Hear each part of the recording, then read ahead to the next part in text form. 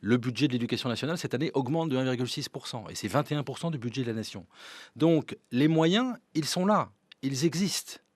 Simplement, la question que nous devons nous poser, c'est si ces moyens vont au bon endroit et permettent d'obtenir les résultats escomptés et attendus de notre système éducatif. Mmh. Je vous donne les chiffres Mmh. moyens. Moi, j'ai les Oui. chiffres nationaux. Mmh.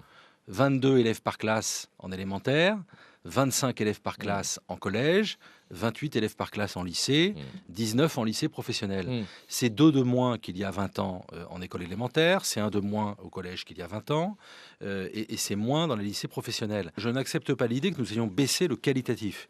Ce que je constate, c'est que le fait d'avoir injecté pendant 25 ans des moyens supplémentaires dans l'éducation nationale n'a pas permis d'avoir de meilleurs résultats que des pays qui investissent moins que nous.